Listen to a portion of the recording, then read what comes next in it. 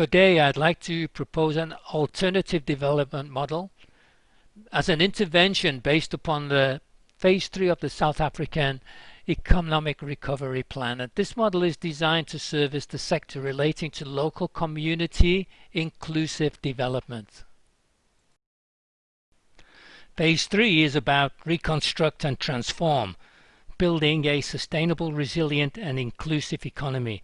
President Ramaphosa spoke about interventions that will spark a permanent and decisive break with the past.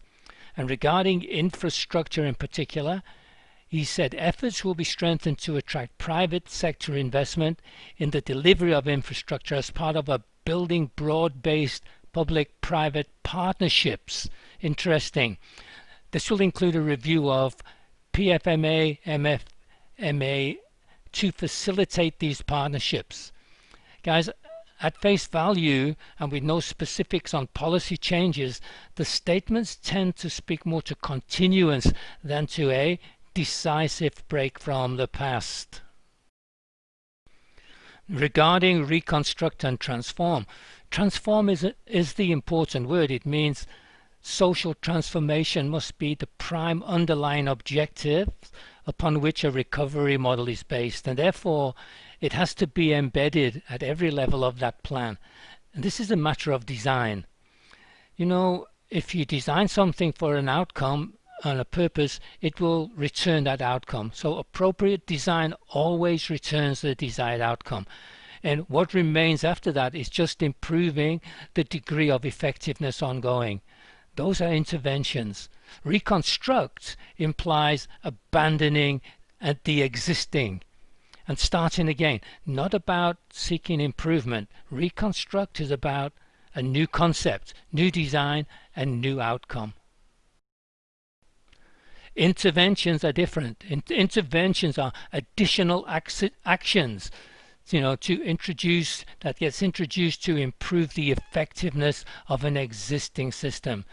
So some questions arise. Are interventions compatible with the notion of reconstruct and transform?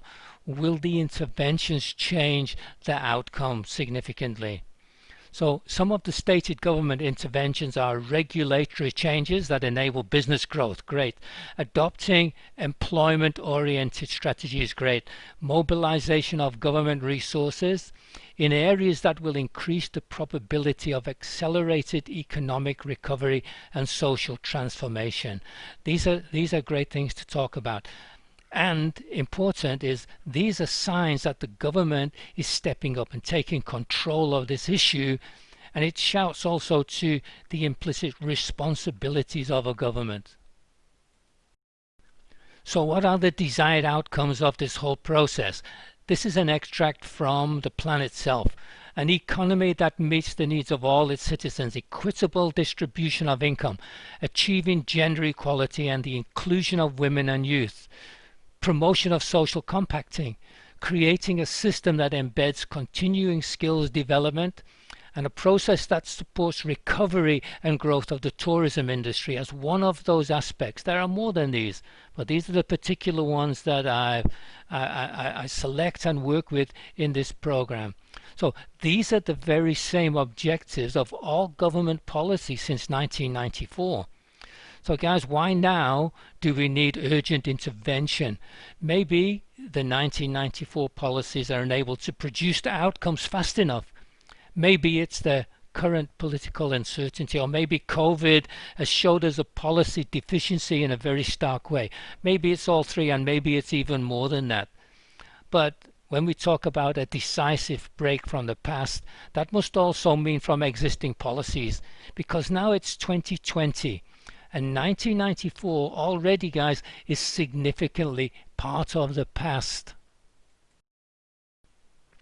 The recent 3-day webinar for World Town Planning Day, Paradox of Planning Implementation, was hosted right here in Durban. And it involved experts from all around the world and a large number of delegates from South Africa. Some of the discussions were very relevant to our current situation, and if implemented locally, may contribute to the realization of the objectives of the Economic Recovery Plan. The webinar discussions were wide-ranging, covering large-scale planning of cities, right down to very localized aspects of regional planning and district planning. Discussions indicated that interventions enabling many small-scale developments at district level can have a significant positive impact for local communities, and it is that area of planning that can be beneficially influenced by private participation, and that's the main focus of this proposal. The Russian and Indian experts at the conference outlined very different and sometimes opposing strategies that are applied in those countries. The Russian notion of top-down control, which evolved from necessity planning way back from 1945, from the end of that Second World War, that embeds the overarching concept of government responsibility based upon a design to achieve a single objective, very focused. You know, in some ways this is relevant to our situation because it's about government acting in line with a set of defined objectives. Also, interesting from the Russian delegates, cities are funded by business activity, not by private rates. What a good idea. And that should send a message that all projects need to have a business element. The India model embedded much more community involvement, very localized interactions and participation, serving the specific needs at district level. And these became possible within the planning policy of the government, the interactions at the very local level with private people. It worked very well there. This is also relevant to our current situation. So many of those delegates were in unison about a topic, and that topic, which is direct community involvement from the earliest stages of planning right through to construction of the actual works on the ground. That interaction there, everybody agreed that's absolutely important. So let us look at a new model to add into the planning mix of regulations and controls. You know, a model that's designed to achieve the objectives of this recovery plan. That's where we go. You design it to do a function and it does those things. What are those objectives? We have to support labor intensive sectors. This sector is construction. We have to create greater levels of economic inclusion for everyone. We have to address localized job creation and income parity aspects. It has to boost education and skills development in the community. We have to address all the racial, gender and geographical aspects and problems that we have in each of those communities. And it also should transform the patterns of ownership in the country, not just locally, but in the country. And I would like to add to that, to establish a process of generational wealth creation for people involved in the development process. So the proposed model can easily be added into the existing framework as an intervention in its own right, while still recognizing that reconstruction and transformation, these are some elements are new. They're not in the existing plan. They're missing from the existing plan. So relevant questions arise. You know, these are relating to local community economic developments. So these are the questions. Why is there so much undeveloped urban land? How many new projects could be activated using this model? How can transformation arise from the prevailing conditions? And who benefits from the existing model and who needs to benefit from the new model? And what needs to happen to unlock the potential that is constrained within the existing system? These are the questions relating to aspects of inclusivity and transformation, and these must be serviced by the model. So let's look at some of these answers. Why is there so much undeveloped urban land? Plenty of reasons, guys. Owners are not incentivized to develop.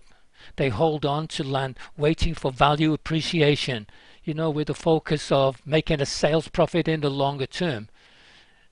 the government penalizes that by placing high rates on vacant land. But all that does is it just increases the cost of the land eventually. It's a wrong approach. Another one is owners can't find finance for development, if they wanted to, you know, and they default back to long-term holding described above, or they set it aside for inheritance purposes for their children or their grandchildren, or they build very minimal kind of usages. Underdevelopment is rife everywhere. And the banks, they still prioritize this thing called feasibility. Feasibility based on what? It's based on return of investment, and it disregards anything that's not profit motivated. In terms of what's required, these are not good outcomes. And this can be changed quickly with the right interventions. The third reason for land remaining vacant is topography and access. Many vacant lots are steep, difficult to develop, difficult to access from municipal roads, and these sites are the larger ones, seem to be the focal point for attracting informal settlements, and they do it in a most dangerous way. Steep, unbelievably steep sites with houses that are built on top of one another. So dangerous. We see them every day from the freeways all around the country. Then there's the zoning policy, zoning by block usage.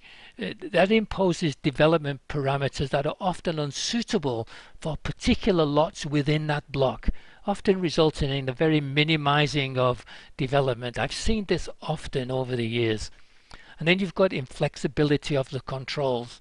That inflexibility often restricts optimal usage of land. In many instances, scheme amendments are expensive, and trying to obtain rezonings and approval of applications is never guaranteed. So sometimes people just go with the flow of what's there without making those changes, without making even the effort.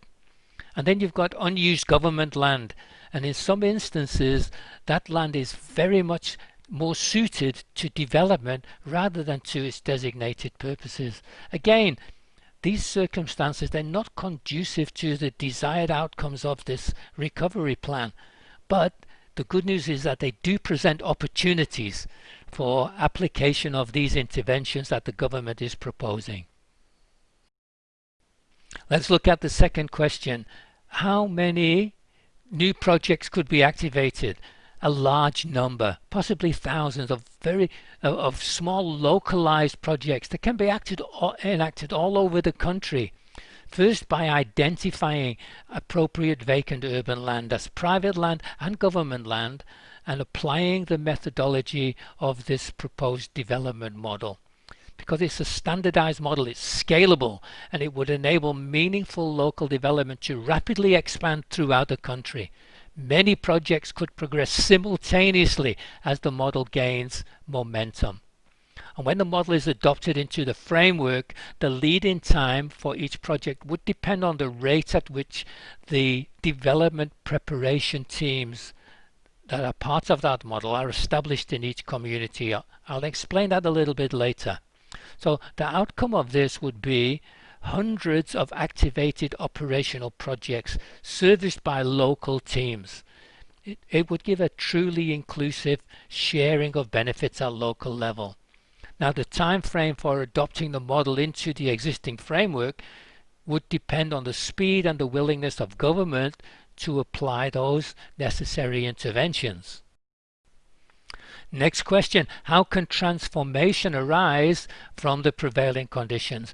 Well, there's a basic fact. The outcome of something is a product of its design. Therefore, transformation must be embedded at every stage of this process, and it must be the main objective of the model. So the basic fact is, if it's designed for a purpose, it will give that result. Transformation can arise from the prevailing circumstances by using an appropriate operational model. The old one isn't working, guys. It hasn't worked because it's underpinned by a different model. It's underpinned by a model that was designed for a different purpose.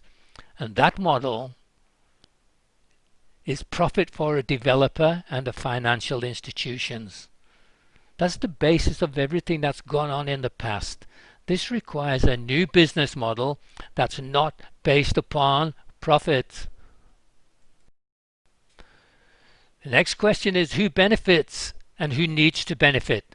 Who currently benefits? Primarily it's the developer and the bank. Who needs to benefit? So many other participating entities. First of all, there's a landowner needs to be satisfied with the initial proposal and for the sale of his land. Second, the local community needs to benefit by the very nature of the project, both during and after its completion. Each project must have a continuing community legacy, a residual benefit built into it as part of the plan. Number three, the workforce that works on that whole project must benefit in other ways than just temporary wages. We don't want temporary wages. That's the old system. Every project must have an element of embedded ownership in some way in proportion to the value of the participation of that workforce. And then the government itself must benefit. So every project must fully integrate with the government's transformational policies and strategies. And the cost of this whole thing to the government must be minimized, totally minimized. So these are design parameters.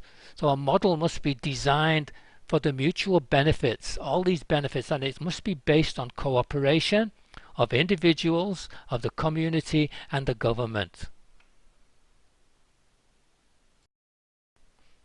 And the last question is, what needs to happen to unlock this potential? Number one, we have to motivate the owners of vacant land to participate in the project by either partnering in developments, resulting in ownership of an agreed equitable portion of development being retained by that owner after it's completed. For example, a unit or units in the sectional title development, that's being so that the owner is converting the potential value of the land into real assets based on the outcome of that final development. Of course, value equivalence would have to be determined there from the very outset, or the owner could be motivated to sell the land to the project at a current market value and then have no further participation in the project. These are options. Second thing is the government needs to apply the necessary interventions at municipal level to secure rapid approval of any special conditions that will be needed for each particular project case. Because in each community there's a set of circumstances in all communities that are quite different than other ones. And that set of circumstances needs those special kind of interventions and conditions making. Might be changing to zonings, could be many different things. So let us look at the objectives of this model. The objective is maximizing inclusive transformation, embedding in all of those things now that we've spoken about into an actual development model. It involves the government, the particular project, and many, many other things. The owners of the properties, the communities, business communities, and the SMMEs, all of the teams and the people that are going to be actually busy on the project itself. All of these things feed into a project. This blue area here, you could say, is a targeted development designed for the specific needs of a local community. And you see how these things are feeding in. The government is feeding in with interventions. The SMMEs are feeding in with as their workforce. The private owner is feeding in with the property. What's coming out of that? This is important. Now, what's coming out of that? See the arrows pointing outwards. This is the support of community utility. It's the support of community business. It's the support of community ownership. All of these three things have to be part of that project, and they have to be serviced by that project. What goes in is assistance from the government, assistance from private owners, and assistance from the SMMEs. Those are SMMEs. There's programs already out there in government departments, DTI, NYDA, to activate and start up SMMEs and focusing on youth, women, and disabled people. These can be built in and specific for every project. Let us look at the ownership now. You've got somebody that owns a piece of property just standing idle. So we have to create an equitable acquisition and participatory structure for the landowners.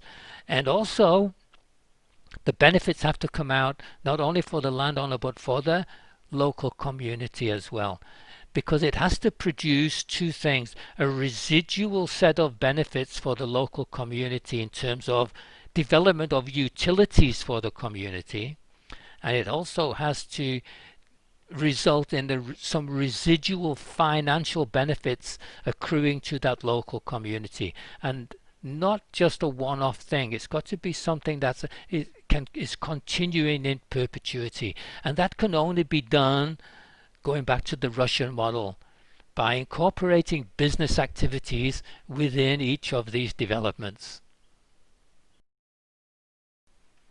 So let's look at the components of that model that would make that work.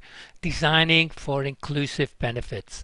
There's the government. The government needs to make those statutory interventions through to the local level so that the local authorities could do rapid zoning amendments and put in those special conditions very quickly. And the government must also allocate SMME fundings for the workforce, for the startup programs and so on. The landowners need that equitable partnership with the project. Then there's skills development and training. Each project must have a skilling and upskill training facility as part of the project. And that must start before the project so that local communities can be trained and be fully activated as part of that project. Every project needs that built in. Then there's a community participation, engagement, employment, the creation of utilities, and that again specific to each community. Then you've got the community ownership program. Each of these projects has to have something that comes out of the project that is then owned by the community, and that will give them that long-term residual income flowing from the project year by year by year. It's not just a one-off thing. And then the project itself, what does that need? It needs the workforce. Now, the project itself is used as a mentoring and training system. At every single level, at every activity that occurs during this project, and to complete this project from start to beginning, from start to end, it's about mentoring at all levels. So what does it need to establish this model and get it introduced into the existing framework? Number one, government acceptance and adoption of the concepts. Number two, formalization of a name for the model within the district development arena. So it has to have a name. And then there's a creation of the necessary interfaces between the relevant government departments so they can all speak to each other, bringing it together to develop the SMMEs, get the startup funding, and bringing the different departments, the DTI, the Treasury Department, and where these workforce is coming from. NYDA is like a prime thing. It just pops out into my mind there. Then you've got the statutory interventions that must be made at municipal level through SPUMLA, states, etc. and etc. Those interventions need to be placed at that level because it's easily accessible to communities. And then formalization of the operational structure of the model into a system that can be applied anywhere through all municipalities. That is the establishment of and training, the establishment of a pilot project team. Once that pilot project team is done, that team can be trained about the system itself, how to operate that. And then there's the establishment of a pilot project. Once that pilot project is in place, that can be used then as a training ground for other people. They can be invited in from different communities and from different municipalities to see how this works for implementation from one area to another. And then use the pilot project as a learning curve. And that learning curve has got to be to induce exponential growth of the concept through other provinces. The system is designed to create that very important thing, exponential growth. The growth rate that we've had in this arena, it's been abysmal, it's been terrible, it's just not happened, and that's why we're in the situation that we're in now. So this model has to be designed as self-generating to produce exponential growth throughout the provinces everywhere. So identification of land for potential projects, this is at district level. This is a very localized thing, and it can be done in conjunction with local landowners and the local town planners and the people that understand the nature the nature of the very, very localized situation. And this is the only way you can ensure local content, buy-in of the local communities, and acceptance of the change by those local communities and local authorities. So when the model is adopted, then we've got to establish the projects. So what's required now to establish a project using this model? First of all is the identification of suitable property for potential densification and mixed usage, so we can get some business activity going on in there. Second one is to establish the preliminary development proposals with the local authority. Next step is formalizing the relationship parameters with the property owners, and then establishing a scope of work and a preliminary budget. Next stage, design of the project and establishing a final budget. Number 6, formalizing the project oversight and the management teams. This is very important because the oversight and the management that goes on within this project is not just about the construction, it's about the system itself. So we're going to, number 7 is establish the property ownership entity. What is the project business model going to be? So once we establish the entity, and I propose a cooperative kind of entity with proportionate shareholdings for the people that participate in all the activities, particularly the SMME workforce and the various communities interests that must be serviced, as we showed in the previous slides. Next one is we need to formalize the scope of skills training and the mentoring program that's going to be specific for each of these different communities, servicing the needs of those communities, because that skills training and mentoring program is part of this project. It's not just the construction. So now we've got to establish the teams to drive this project. There's training teams, there's the training teams, the oversight teams, the mentoring teams, and so on. Then there's the project professional team itself for the construction. Number 10, we commence the construction training. Now that construction training is from people drawn from the local community, being done in a facility on site, which is built as part of the project prior to the commencement. So item 9, which is the training, the on-site training, that must be approved by the local authority in stage 2, because it's going to have buildings made on the site before the project commences, and even before the project is approved, because that's when the training has to take place. So as soon as municipal approval is done, the work can commence immediately using those trained people. Then number 11, formalization of the construction contracts and the mentoring schedules, because every activity in that project is going to be mentored. People working in that project, they're not just artisans, they're not just professional people, they are mentors of new people. Every person has to mentor 2 other people, and this is where you get ongoing, on-site, job-related, practical training of how things are done. It's very important. And 12, finalize the municipal approval for the commencement of the project. So this is the lead-in. And this is quite a the process is simple. It's straightforward in the flow of its activities.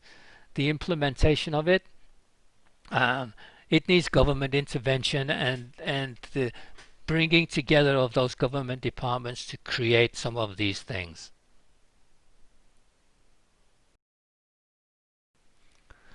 So let us look at oversight of a project. We mentioned in the previous setup development of the project teams, the oversight teams. These are small teams and they're specifically structured to suit each particular project, but they all have to have a common total goal, which is maximizing transformation. So the oversight on this whole program is to do with that particular thing, maximizing transformation. There would be a government oversight body that looks at how the local authorities are dealing with this, and the local authorities would have an oversight team. So the government oversight body would be looking at many different local authorities and monitoring what the local authority teams are doing in respect of each project. That's a feedback system. It's pure oversight. The local authority oversight team will be looking at the project oversight team. What is the project? How is the project oversight team guiding the project in terms of this objective of transformation? The project oversight team is looking at the construction itself. How's the mentoring going on? Controlling who is being mentored, where those people are coming from. Might be the universities, might be the TVET colleges, it could be the local community people. That is the function of the project oversight team. Also, the project oversight team is looking at the skills training team, because you've got the skills training team now that was set up before the construction, teaching people the skills necessary to work within their own community on these projects. So the project oversight team would also be monitoring the activities of that skills team. Then you got the project itself with the professional team. And then there's a monitoring team, a project monitoring team. And that project monitoring team is looking at the overall aspects of the construction program in terms of transformation. And then you've got the legal team, because in this whole process there's going to be sales, there'll be contractual obligations created by the project teams, by all of these different things. They've got to be legally integrated into an operational entity. So you can see this is not just about building. It's about a whole lot of other stuff that's missing at the moment that has to be there if you're ever going to achieve these objectives now stated in this redevelopment plan.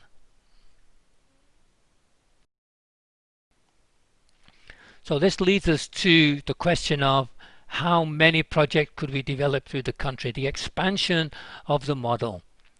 This is embedded in the project model itself. Project teams will mentor new teams throughout this entire process. 2 new mentored teams per project will induce exponential growth. 2 new mentored teams per project. So you've got your skills development, you've got meaning construction activities going on in each district, and at the same time you've got 2 new people being trained but in every aspect of that process while it's happening. So you've got your oversight team mentoring 2 new oversight teams. You've got your construction mentoring team mentoring 2 new mentoring teams. You've got your skills team mentoring 2 new skills training teams. You've got your professional team mentoring new professionals. So in this way, every single activity of a project is about preparing to double up with 2 new projects. So 1 becomes 2. And when 1 becomes 2 and 2 becomes 4, that leads to exponential growth. These are not separate things. These all have to happen at the same time. And this leads to a growth pattern that will spread very, very quickly all around the country.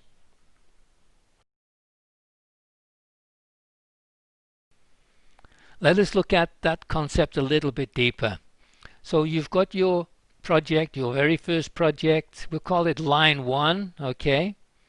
And that creates from its activity 2 new teams that are understanding what's going on and can create a new project each. So one project creates 2 new projects through the mentoring process. So each new team that develops from in line 1 is duplicating the process in terms of 2 new local developments.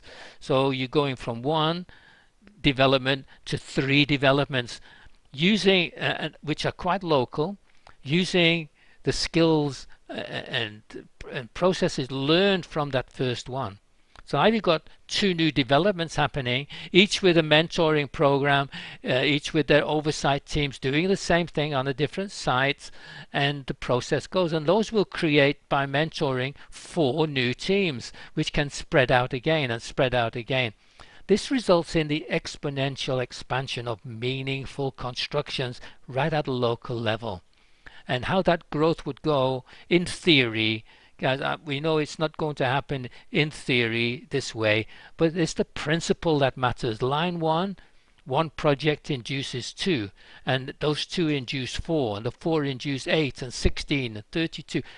It's a doubling process, you know. It's like COVID spreading a virus, you know, but now you're spreading development in the same way. The second line would do the same, and the third line would do the same. So what if you had a R value, like in COVID, of 2? It goes 1 to 2 and 2 to 4 and 4 to 8. What if you had it at 1.1? It doesn't matter. Exponential growth will eventually explode into massive numbers. This is a self-generating model designed for rapid expansion. So let us take a look how this would work in real terms. Here's an example of a project. And I know this because when I came to that World Seminar, I'd been working with this project area for quite some time. And the things that came out of that project and the announcement of the recovery and redevelopment plan made me rethink about this in a completely different way, and refocus in terms of the needs of this program. So let us see how this would apply. This is land at Amanzimtoti, a tourist area. So we have to look at tourism as part of this process in this particular location. So we've got to identify the land and look at the current status. So right here you've got a group of properties that are quite close together, all with different zonings. This property here is a special residential 900, and you could get about 6-8 units on it because of the topography. It's quite steep, and it's got a little water stream running down the middle. And at the bottom there's a development with 3 existing 3 units there. This across the road here you've got a special zone. There used to be a small hotel on this site pre-scheme many years ago. The community used to like that. It got knocked down to build some units, 39 3-story units, and then that just got shelved completely. So it's been vacant now for many, many years. And at the top here, at the end of this road, there is a road servitude, an unmade road servitude. The road finishes here. And this servitude was, the only reason for it is to give access to the top end of this property. It has no other purpose. This land here is conservation land, and it's a demos, it can't be built on. So this servitude, which is a large area, its only function at the moment is to give access to this property. And where the road is right now, that's the level portion. Once you get outside the road area, it becomes quite steep going down. So the road itself is in the place where the building should be. So let us take a look at what can change here. This, in the current status, this group of properties would deliver 50 units over 36,000 square meters.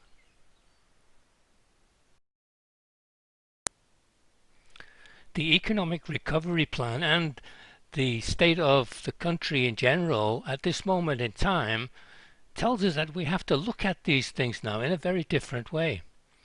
We have to look at it in how to service the specific needs of the community right now, and also we have to look at what's required to fulfill the needs of the recovery plan in terms of what's been stated. And it gives us a very different perspective. So let us take a look at this very same area now from that perspective, and we'll start on the bottom left hand side of this photograph at Glen Terrace. Currently there's a road servitude runs through there, and all it does is service the top end of Remov 18. It has no other purpose. The adjacent lot there is conservation. It will never be built on. So this road, which costs about R1 million, is really it's just an expense and a road that serves no real purpose. And also that road is in the very place where the building should be. It's the flattest part of the whole area. It's got direct access to Glen Terrace, and a building there would be oriented in exactly the correct position for development. It's a perfect site to build something and not just have a road which feeds one property. So in terms of what's required now, that road should go, and on that same spot we could, when that property is joined with Remov 18, we can build 60 flats there, about 8 stories, 60 flats. Much better deal, and there's no wasted money spending on a road that's really unnecessary. This leads us then to Remov 18. On Remov 18, if that's rezoned to GR1, and there's already been an application to do that. It's been circulated through all the municipal departments, and it's been agreed in those departments. Just needs advertising now. And look what can happen. Instead of those 3 units at the bottom, 44 flats can be built there. 44 flats at the top of that property. At the end of Len Armitage Road, 6 flats can be built there. And on the Glen Terrace side, where that road servitude is, this is the important part, because we've got to look at the community needs here. And right now in South Africa we've got this second epidemic called gender-based violence. This is a great opportunity to do something for the community, because in that position we can build for instance, a women and children's residential shelter. It'd be about 4 stories, and it would service 20 women with children in an amazing setting. Quiet, peaceful, surrounded by nature. It's a much better scenario. And then let us take a look at the needs of the town in general. You know, this is a tourist area. It's in a tourist zone. It's defined in 3 different areas in the development plan of the government. It's on a main tourist route. It's a hub for tourism, and it's just depleted totally. Look at what can happen on lot 17 if you look at it from that perspective. On this lot could be built not 39 houses, could be built a 50-bedroom hotel with an entertainment center, internal 2,000 square meters, a casino. This could go up to 9 stories in height.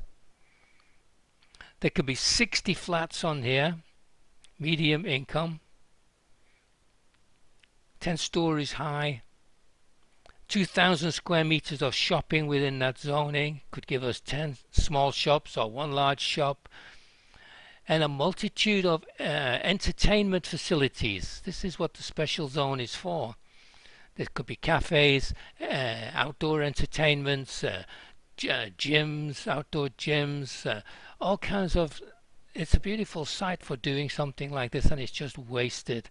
Also, just across the river, on the say on the top right hand side, at the moment there's a little dedication there to Shaka Zulu. I'll repeat it, a little dedication to Shaka Zulu, which is a massive part of the heritage of this town, and nobody even knows about it. Hardly anybody in the Manzimtoti knows about it, let alone people outside.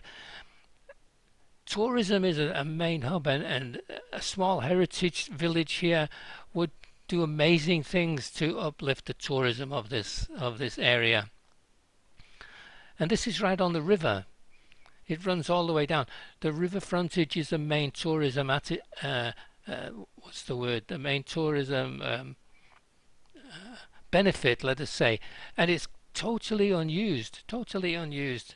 Go down this river. You can go on a boat down this river to the main lagoon on the beach and link this area directly to the beachfront. Much as they've done at Innomschlangen, you could have a walkway going all the way through. There's many things that can happen, and this could be a catalyst for doing all of that and upgrading this town. So look at the difference. Now we've got local needs served, we've got tourism, we've got businesses happening. All the businesses on this lot 17 here, they'll all be used by local people. We've got community development within the property itself to service the community. We've got middle income flats down by the river here. We've got higher income flats down by the river. We've got another set of flats here where the road could be low income, for low income people. It could be subsidized by this whole thing. Much better. Goes from 50 units up to 170 units for densification, and all of the things that are necessary to service not only the local community but also the urgent needs now of this recovery plan in terms of employment and developing of inclusive business. Now there are many instances all over the country where similar things can take place. Let us look at the benefits of such a project. In this particular one, you've got accommodation. You've got 170 units, an amenity center, 5 separate blocks, play areas, terrace gardens, large internal spaces. You've got creches for the kids that live there, shuttle services for people with no vehicles coming in and out. You've got 6 luxury units, 104 mid-income units, 60 subsidized low-income units, because you have to be inclusive and bring everybody in together within this whole same complex. You have the opportunity to do this, and then selected appropriate portions can be designed totally for disability occupation. It's easy to do this when it's part of the plan. Then you've got your business aspect. You've got the 50-room hotel, entertainment areas, got a casino, cafes, coffee shops, extensive outdoor entertainments, tourism and leisure facilities. You've got a shopping area there, little mini shops that can be used by local people, and then you've got the Zulu Heritage Center. These are all business activities that generate income. And from the income from these business activities, then the benefits can accrue to the local community, as we've shown from this project. Then you've got environmental benefits. There's a large area here that's going to be registered for DEMOS. So all of these things come together very nicely.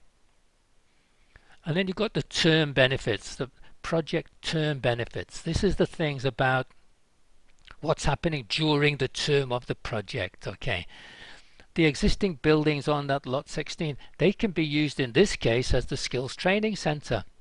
If the land was vacant, then a skills training center would have to be integrated into the development as a part of the construction. But if there's existing buildings, it can be used for that. And also for project security, which is very important, especially now, South Africa, around the country, all kinds of bad stuff happening with project security. So guys, this is clearly a far better set of benefits for all the stakeholders. It just needs some implementation. So let's look at the social benefits of that, of doing that. And this can be applied all over the place in different municipalities. In that instance that I've shown you, it would give a municipal rates of about 300,000 rands a month coming into the municipal community. At the moment, they're getting very, very small amounts. You know. Number two, you've got the short-term job creation, about 200 full-time construction jobs for that duration period, and also about 300 linked supply chain jobs. Now you've got the important things for government. You've got the development of upskilling infrastructure. So this is through the establishment of the skills training team and the training center, part of the project. Training those local people is not going to go away. Once the project's finished, they're still trained people. And part of the structure of those teams is, while this project is in progress, is seeking out the next one so these teams can move quickly from one to another to another. Then you've got the establishment of the local SMME startups. Whole teams of people, they'll be working on these projects through all the construction disciplines. Those have to come from somewhere. Take them and build them from local people in the community, right where the project is. So don't have to travel for miles. They're right here on the doorstep. Number 5 is the provision and expansion of tourism facilities, which is very important in this particular instance. If this project was in a different place, there could be a different kind of motivation there, depending on the specific needs of that particular place. In Amanzimtoti, this in fact could just be part one of a general tourism upgrade of infrastructure in the town. There's many other things that could be done. Number 6 is the long-term job creation.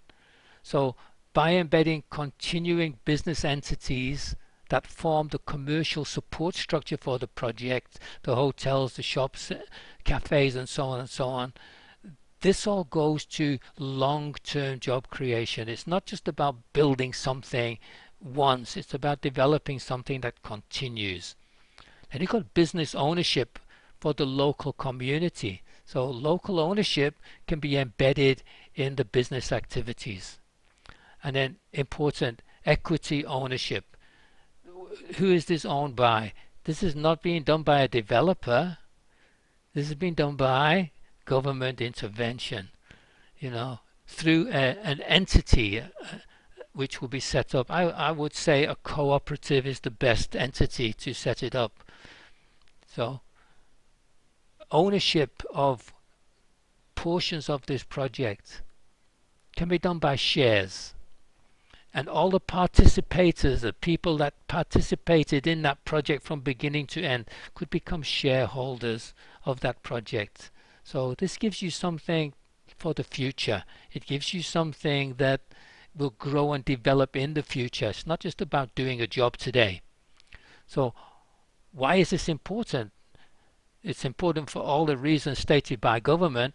It's also important for ownership, because that promotes conscientious work, and it promotes care and pride in the project, and the people that are working on it because it belongs to them. Okay, important. So let's talk about money, because money drives the project. Money is the driver of all things. And in terms of development, currently it's all controlled by the banks, and their interest is return on investment and profit. We have to go away from that. It doesn't work. It doesn't work for many people. So this is why we need to change. So what things cost can be looked at in different ways. So here you've got a project budget related to that example. It will be different for all other things, but the concept is the same. That project budget would be about 346 million, and that would service the establishment of the system itself, the training, all the mentoring, the local skills development, and the construction element would be about 230 million. And that's targeted on the needs of that particular community. So the whole project is not just about the construction. So you have to work from the very beginning, even starting from the identification of the land and the preliminaries that would be required. In this program, you've got mentoring, and you've got that same system of identification and preliminaries for 3 new projects that are being formed while this one is underway. Because you have 2 mentor teams now looking for 2 new projects locally where they can use their newly acquired skills. And the existing team, once this project is finished, will be looking for their next project. So that's 3 trained teams that are, and the cost of that is embedded in this program. So we're looking at 346 million rands in that instance. So you've got the government here now that would be funding this project. That how's that broken down? In this instance, you've got the acquisition and purchase of the land for those 3 properties. It's about 21 million rands, and there's a breakdown right there. That will be different for each other project. You've got the cost of the professional team and the mentoring of 2 new professional teams in that process. So it's not just for the construction, it's for the system itself. Then you've got the skills training team. You would require in that instance about 10 million rands, and then you've got the mentoring of 2 new teams. You've got the works mentoring team. It would be about 10 million rands. This project probably be 4 years. Time frame is interesting, guys, because this is not profit driven, so you don't have the same urgency time constraints that you would have on a normal commercial project that's being financed by the bank. It's a different concept because this is about training and mentoring and creating new things within the community. So then you've got the oversight teams, probably 10 million over that 4-year period of work for those teams, doing their job mentoring new teams, establishing the core workforce and the basis for 3 new projects, whilst at the same time building this whole project. Okay, so that's a total budget. Now we're getting to some interesting ideas here.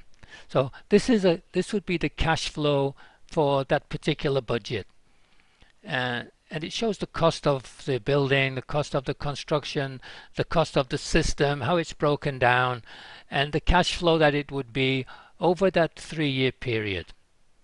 This would be different for each project. It would have its own cash flows. So you've got your preliminary budget, and this is what the government will be looking at funding initially.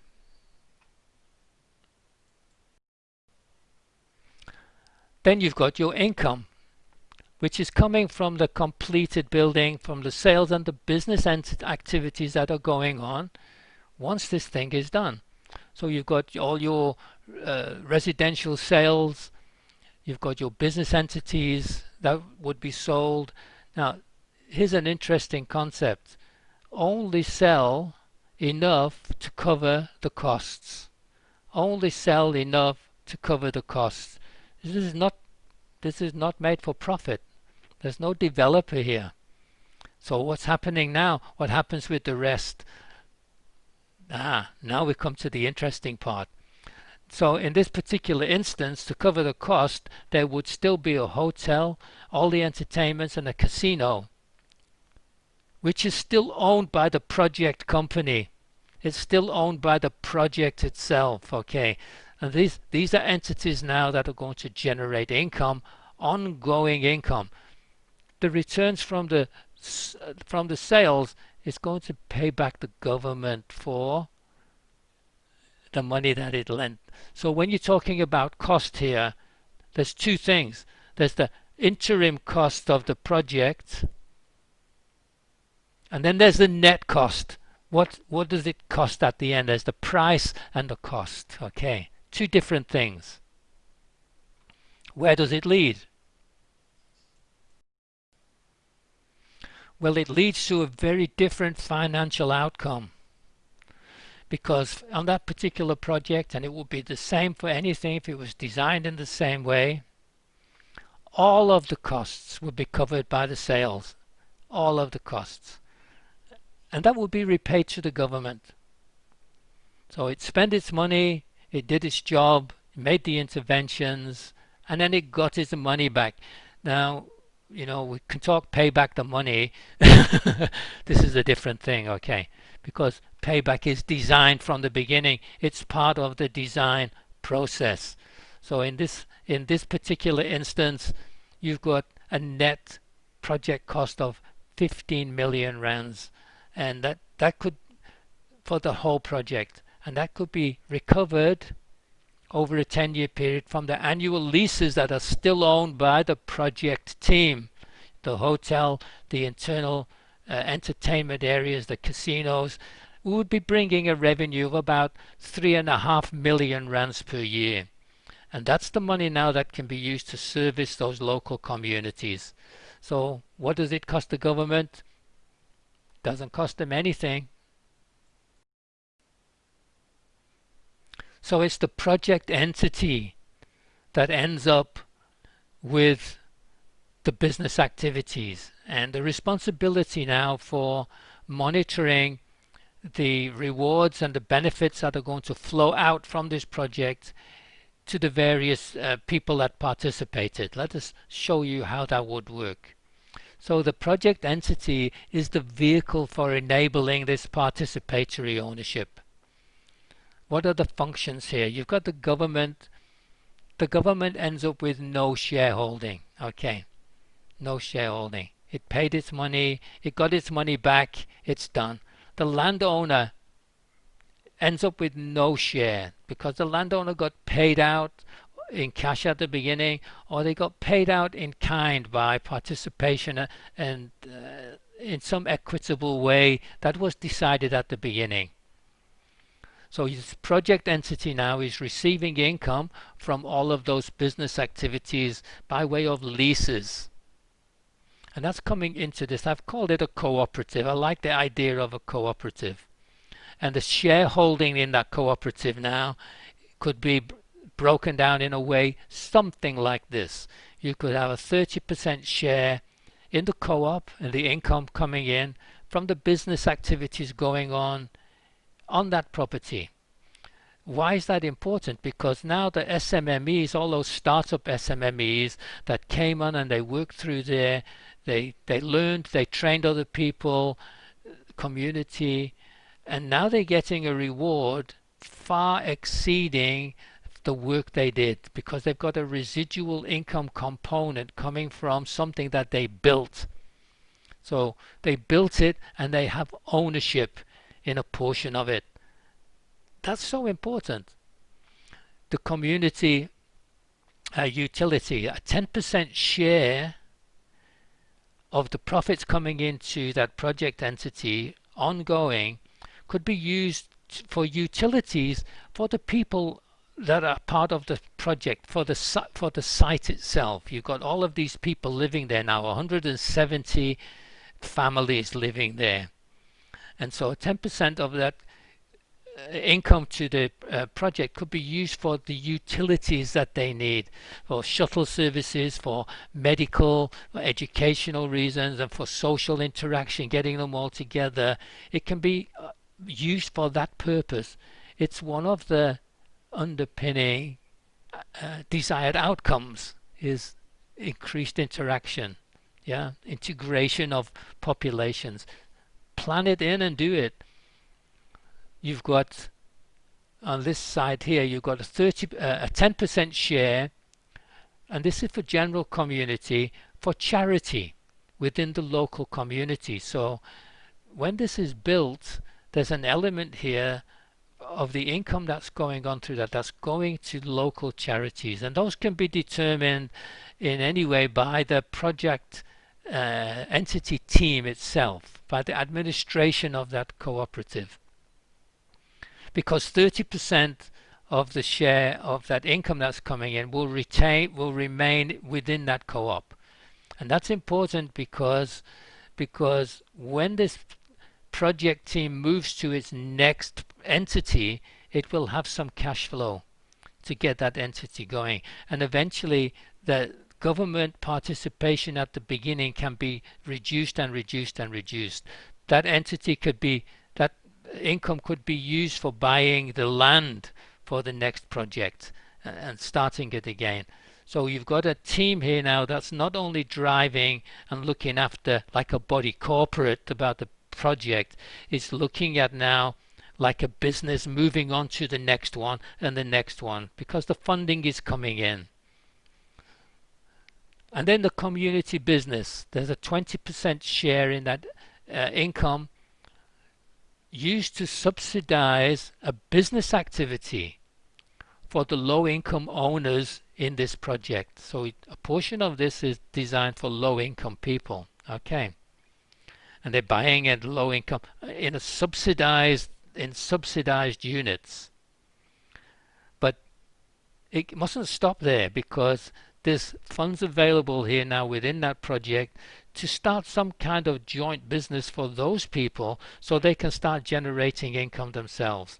And in the utility section, if you've got an educational aspect to that, then you can be teaching them how to run those businesses. So this project is far more than construction, and this model is far more than construction. So what do we have? We have a new model that can be introduced into the existing planning framework at local level, district level. It gives an inclusive property development model based on promoting social transformation by targeting the basic needs of that local community in district developments. And it should be a government intervention that can be applied now all over the country, because the net cost to the government is nil. It doesn't cost them anything. They pay, they get it back. They pay, they get it back. Guys, have a look at this, see what you think, if you can assist in any way, and I'd be very happy to meet so we can move it forward, and let us see if we can build a legacy here and make something meaningful and make something change in a meaningful way for all of those people that need it. They're out there waiting. It's up to us and government to put these things forward, and hope that our children and our grandchildren will remember and say thank you.